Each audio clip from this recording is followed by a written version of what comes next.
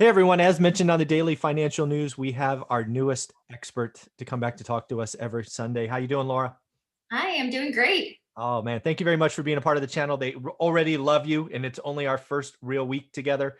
Um, the question I want to have for you today, this topic is going to be, what does it take to be in the top 1% of your chosen profession, right? We learned last week that you are in the top 1% of your profession. So I got to ask, Yeah. how'd you do it?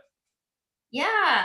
Okay. So, there's a few different ways, but I'm going to go ahead and disqualify one of the ways, which people probably assume is very easy. It's just to strictly work with buyers and sellers. So, doing the traditional Hmm. route of either paying for some leads through Zillow or another service, doing open housing. That is very, very, very, very, very hard. There are agents who are successful and are in the top 1% who do that, but it takes years and years and years of farming and your sphere and all of that good stuff. But it's really hard. So, my best advice if you're a realtor and you want to really pull in some numbers and have a successful business is to look outside of retail. So, Ah, what I mean by that is you might have to go a few different streams till you figure out something that either you're passionate at or that you can, really get into is look at, short sales, look mm, at working with investors, look at fix and flippers, just anything that's a little bit different. Look into relocation services. mm. Look into, maybe specializing. Say you were in the military before and there's an army base close by where you live, Mhm. and maybe offering some sort of discount or program or offering a free home warranty or something like that to military families to help them either move in or move out.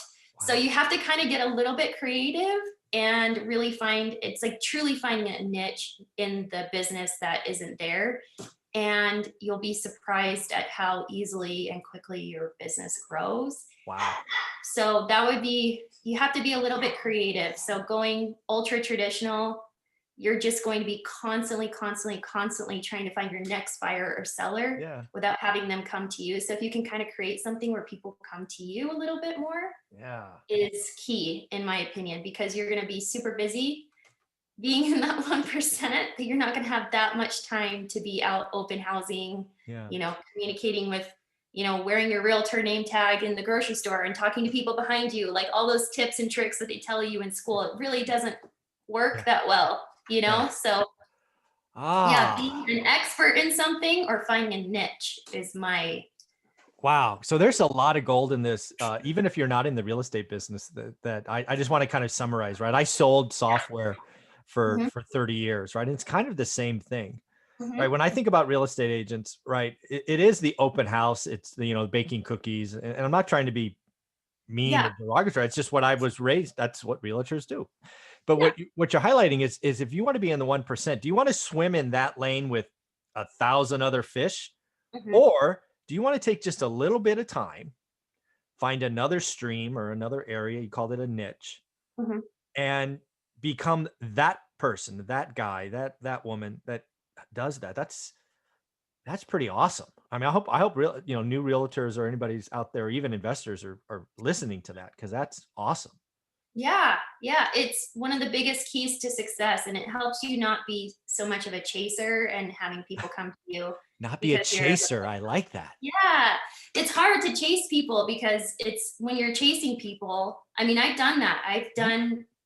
It's crazy. There's a statistic that like 0.008% of the open houses that are held open Mhm. actually sell while they're being held open. So obviously you're not there to sell the house. But I've done so many open houses. I've actually sold an open house that I sat in. A buyer came through and didn't have an agent, and I actually somehow Double sold ended. them that house. Yeah. But it's just constant, constant, constant. Like, please work with me. Please work with me. I know you only saw me for 5 minutes, and then you don't want to creep them out by following them around too much or being Yeah. too aggressive. And then they probably have an aunt who's in the business, and you're just like, well, great. Yeah. I'm glad your aunt who works at Hobby Lobby is also a realtor part-time, but sure, yeah, go ahead, use her.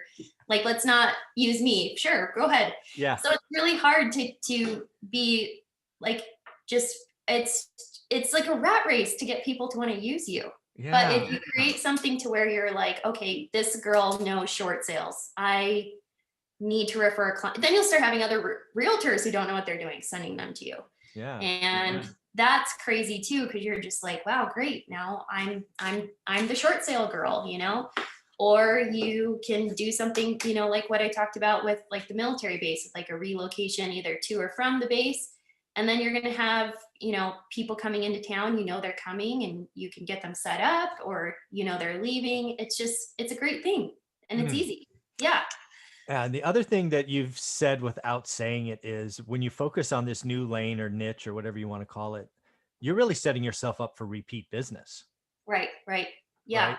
Absolutely. It's not the, hey, I buy a home every 8 years kind of thing. You're looking at, I might buy 8 homes in a year. Right. Yeah.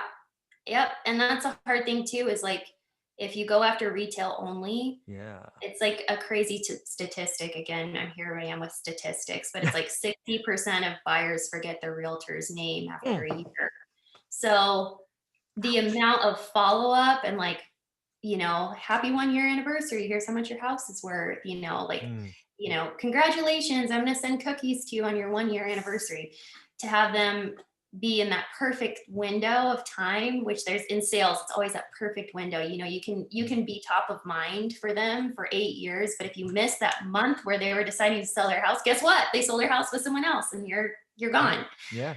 And that's such a huge risk to take when this is your business, and this is how you pay your bills. You pay your house payment like this. You put food on your table with this. Hmm. So that's too much of a risk, and it's Yeah. really hard. Again, it's really hard. Yeah. So So I'm curious, what, you are in the top 1%, and rough ratios is fine. So your book of business, mhm. what percentage of that is repeat business, like they've done business with you before, versus that one-off, bumped into a grocery store, whatever. I'm just curious. And I'm going to guess it's a lot of repeat business, but I have no idea. It is, at this point, it is a lot of repeat business. I'm probably 70 or 80%, depending on the month, repeat, That would and make about sense. 20 to 30 new. And yeah, it's crazy. It's not like I don't get new things that come my way, but there are mainly repeat business. So I'm just going to use 70-30 as the number, because I actually expected it to be higher, but that just tells you what kind of just animal you are in the business. So first off, 70%, you've done it on purpose. Mhm, You've created your lanes, and at this point, several of them clearly, mhm. and you're just continually repeating that business. But you have never forgot that you've always got to put new relationships and new network on the table, because you never know when somebody stops buying, or they move out of town, or what, the Yeah, market changes, and oh my God, there's no short sales anymore, and all that stuff. So right, right. that's pretty amazing. So I'm curious. Let's talk about that 30%, because again, you have a great book of business. You're already in the top 1%. Yeah, Frankly, a lot of people would be fat, dumb, and lazy and not keep hunting, but you are. So, yeah. what you're doing to keep, I mean, you got a drive that very few people have, I guess. Yeah. I think a lot of it just kind of happens a little bit naturally. I know that's kind of silly, but you get not referral. It is a referral, but you get somebody who's like, "Oh yeah, you helped so and so do this. Can you help me?" So I guess it is, in a way, it is a referral actually. Mhm. But I also get people who reach out to me on social media, which is kind of interesting. Yeah. So like, who I've never met before. But then sometimes I get people, like I had someone who reached out to me from social media, and they liked working with me so much, and I talked about investing. So they were like, well, they actually got their license. So I was like, oh, okay, well, you're not going to be a repeat client for me. Turn into your own, which is funny. But Yeah. yeah, like I think, and then just randomly from just talking to people about real estate, you'll get, Yeah. people. And then oddly enough, I don't pay for leads with Zillow or realtor.com, but for some reason, I think I must have reached an echelon to where now they are giving me like one or two leads a month. And they're actually good leads. So I'm like, Oh, I'll take okay, them. well, I'll take them. I'm not paying you, but sure. Yeah, I'd love to help this person. So, That's awesome. but yeah, but it's all about, of course, with anything in sales, it's about contacting them really quickly. So, Yeah. Yeah. So again, what I'm hearing you say in the 70-30 split is you obviously are taking care of the 70%, but you never forget to meet more and more people. And Mhm. again, whether it's referral networking, it's still a new contact to you. Right.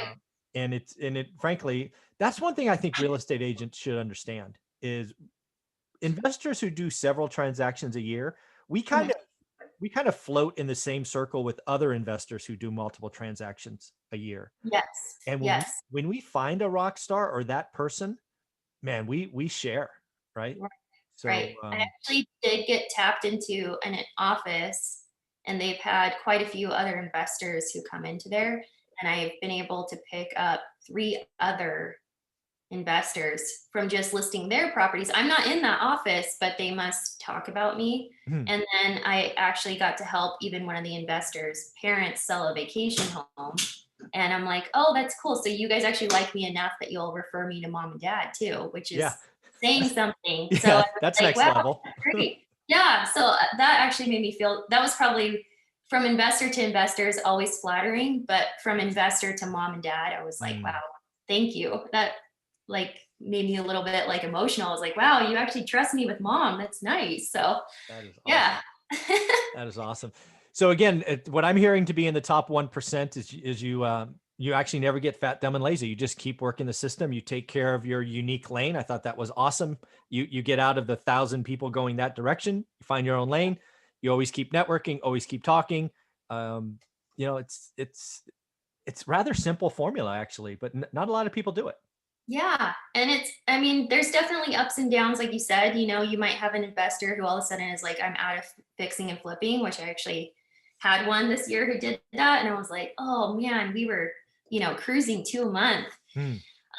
But then recently they decided to liquidate some of their rental properties. So I'm like, okay, well, but when those are gone, those are gone, Mhm. So again, definitely don't get lazy. Don't just assume like, oh, I've got my core group. I can kind of just, kick back and put my Yeah. feet up and just ride this. No, you never know. And the market always changes too. Like you have to be prepared for those.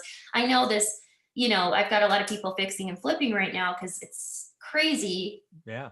make great profit margins, but there will be a time where that goes away, And even a year ago, people would rather wholesale than fix and flip here because you'd make about the same Mhm. and then, but you just get your money up front and be Yep. done with it. You don't have to worry about anything or Yep. a lot more variables where you could have a bad Binzer or, Mhm. you know, Mhm. someone break into your house during construction. So yeah, so and in that case, like I'm completely cut out of it. So you Yeah. definitely don't get lazy and Yeah. be prepared for your business to constantly change. Yeah, So, I guess the last question I want to ask you on this, and I just thought of this. How many hours a week or a month, however you divide this up, do you think you spend kind of, taking care of clients, getting new? I mean, is this are you one of those, 10-hour a week person, or are you like 90 hours a week? I mean, how much time does Laura spend in her real estate business given everything else she's got going on? oh my goodness. Well, right now I have 6 buyers, and that's a lot for me recently. And it's a lot to have when it's such a crazy seller's market. Yeah. So, I've got somebody that I've written 20 offers for them, and they're great offers. They're competitive. We're throwing 20 grand on top of Mhm. list price cash. We're, waiving that part of our appraisal. So it's not like I'm, not coaching my buyer to be competitive, but it is very hard. And so with that, that's keeping me incredibly busy. But I'm Mhm. also the kind of person that like we have a new build going on right now, and our power company is not on top of it. So I'm kind of like running down to the property and making sure that that's done. And then we've got another new build in a different part of town, and we don't have light bulbs there. And, my investor is busy, Yeah. and the contractor, good luck, because contractors are busy. They don't want to come back and put in Yeah. light bulbs. They're chasing after another job where they can get paid, Yeah. $250 for the day. So like doing stuff like that where I'm, and sometimes Pace is like, you got to cut that out. But I think that is part of what separates me from a Yeah. lot of agents. I'm not above that. I'm not above doing stuff like that. So, I'll go from, 8 to 8, a lot of days, 8 to 10 Wow. some days. So it depends. It depends on the day, it depends on what's going on. But I always try to, if there is someone that needs something, Yeah. to jump on it, That's because awesome. yeah, you Yeah. have to. Yeah. So this is going to feed right into episode number 3. So we're going to end that here. And folks, stay tuned for episode number 3. It's going to be very interesting. So Laura, how can people get a hold of you if they want to buy something? My Instagram, Laura Morby, no spaces, or my phone number, 480-717-2070. Very cool. Thank you, Laura. Yeah.